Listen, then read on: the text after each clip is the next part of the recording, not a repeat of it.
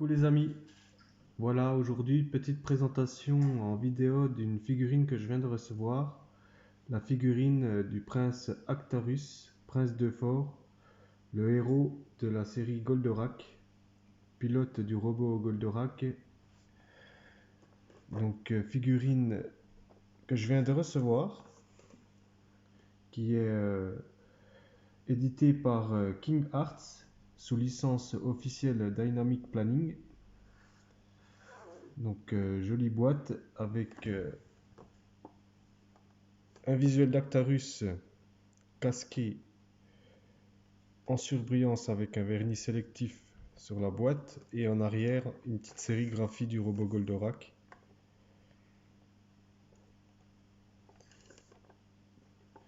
Donc bien sûr ici les crédits avec la licence officielle Dynamic. Et puis là vous avez le nom en VO, Dukefried. Et non pas Actarus, mais bon, Actarus c'est pour la version française. Et beaucoup de produits de la gamme Goldorak, même quasiment tous les produits de la gamme Goldorak sont estampillés Grandizer ou simplement avec les noms d'origine en VO. Donc cette boîte contient la figurine d'Actarus. Donc ici il y a un petit slipcover qui laisse place à une boîte vitrine.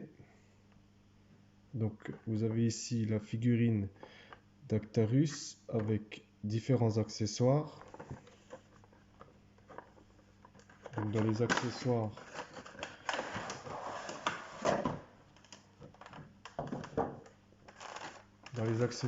il y a 3 têtes, dont une déjà installée sur la figurine, 2 paires de mains différentes et le casque.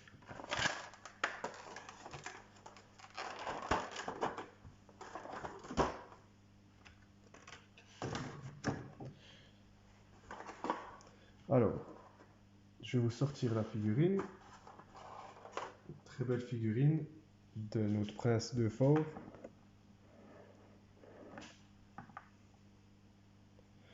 Donc figurine qui mesure 24 cm.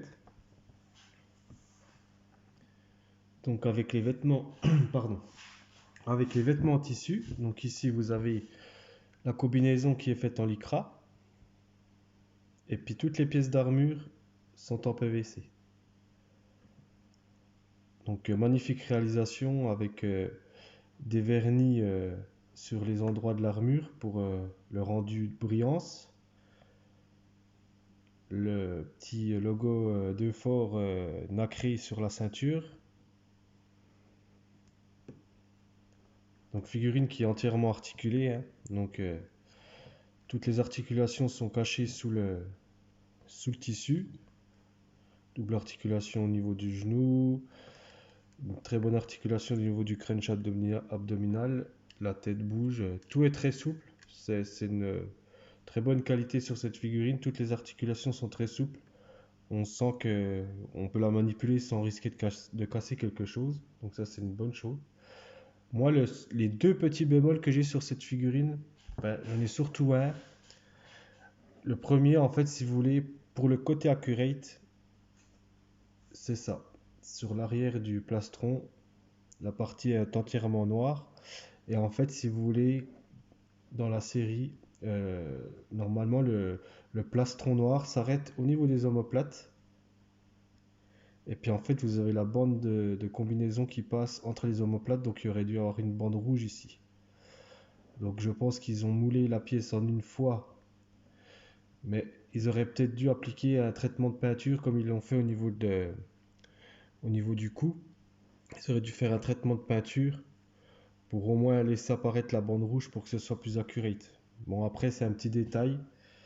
Moi, ça m'a pas freiné lors de mon achat parce que je le savais, j'avais vu des visuels avant d'acheter la figurine, donc ça n'a pas freiné mon achat, mais ça peut rebuter certaines personnes qui cherchent du full accurate. Mais mis à part ça, franchement, c'est une très très belle figurine. dans des belles proportions. Je trouve que le body est bien choisi parce que Actarus, il est très élancé, il est athlétique mais très élancé, donc le body lui rend bien justice. Et je trouve sympa au fait qu'ils aient mis des visages bien tirés de la version animée. Donc il y en a trois en tout dans le pack. Donc il y a le visage ici que vous avez donc avec l'expression neutre, donc bouche fermée, regard concentré. D'ailleurs, au niveau du regard, il y a une chose qui est sympa, bon, qui rend pas du coup avec ma caméra, mais qu'on voit bien qu'on l'a sous les yeux, il y a un petit vernis qui est appliqué au niveau des yeux et ça rend un petit côté brillant. Donc ça, c'est toujours sympa. Ça fait vraiment un beau regard. En plus, il a les yeux bien bleus, comme dans la série, donc c'est nickel. Donc vous voyez, tout est articulé, il a le lacet de montre, comme dans la série, ça c'est accurate. Les chevilles sont articulées aussi, ce qui permet de bien le poser. Parce qu'il n'y a pas de socle avec cette figurine par contre. Et donc, au niveau des accessoires, il y a plusieurs visages. Donc il y a ce second visage. Donc là, c'est expression colérique, dents grimaçantes. Donc bien sûr, hein, on reprend les cheveux qu'il y a sur la figurine. Donc là, c'est tout simple. Hop, on déclipse la tête, on retire le HS, on reprend le second HS, on remet en place, on clique et c'est fait. Donc là, vous avez version d'Actarus énervé. Très jolie expression. Je trouve que les cheveux sont très jolis aussi. Je trouve que le rendu manga est très très bien fait au niveau du méchage et puis ça rend pas non plus au niveau de l'écran, mais parce que bon, je filme avec mon téléphone qui est pas d'une super qualité au niveau des vidéos, mais en fait il y a un petit dégradé de couleur dans le côté brun de la chevelure et je trouve que ça rend très bien. C'est très fidèle, je trouve. Et puis il y a aussi cette version avec la tête quand il crie Métamorphose. Pour les fans de la série, vous savez que c'est l'expression qui dit quand il se transforme du mode civil en mode pilote pour piloter Goldorak. Donc là, vous avez cette troisième tête. Et puis ensuite, vous avez la possibilité de pouvoir lui mettre son casque. Alors, son casque qui est présenté en deux parties pour l'assemblage. Donc, ces deux petits aimants. En plus, l'avantage, c'est que la visière peut s'ouvrir. Donc, vous pouvez mettre le visage d'Actarus en évidence en ouvrant la visière.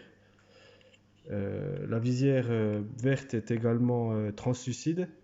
Là, je vous referai une petite mise au point tout à l'heure avec la lumière allumée quand j'aurai mis le visage d'Actarus dedans pour vous rendre compte de la transparence de la visière. Donc pour ceci, c'est simple, on prend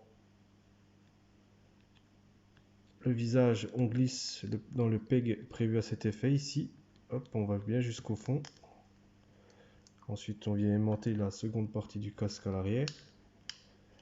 Et voilà.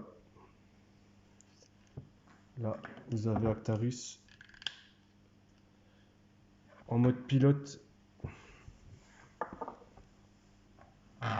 Pour moi, quand je pense à Actarus, je sais pas à vous, mais moi, quand je pense à Actarus, j'ai directement cette vision d'Actarus comme ça, avec le casque, avec sa tenue, sa combinaison de pilote.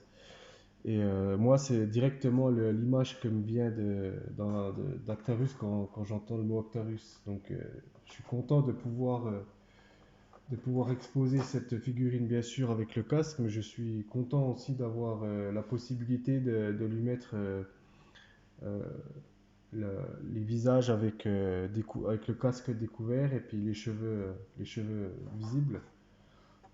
Et puis de pouvoir varier les poses, hein, donc de pouvoir le mettre avec son casque sous le bras éventuellement, ça c'est des choses qui peuvent se faire, c'est sympa. Le deuxième regret que j'ai sur cette figurine, mis à part le côté accurate que je vous disais tout à l'heure au niveau du dos, j'aurais aimé avoir son pistolet. À la limite, j'aurais préféré qu'ils ne mettent pas trois visages différents, mais plutôt deux à la limite, et puis qu'ils choisissent, pour un terme de coût, hein, ce que je peux comprendre, mais qu'ils choisissent à la place de mettre comment dire, son pistolet avec une main adaptée, ça aurait été bien. Mais bon, encore une fois, je vais pas me plaindre parce que je savais ce que j'achetais, donc je savais que le pistolet n'était pas fourni.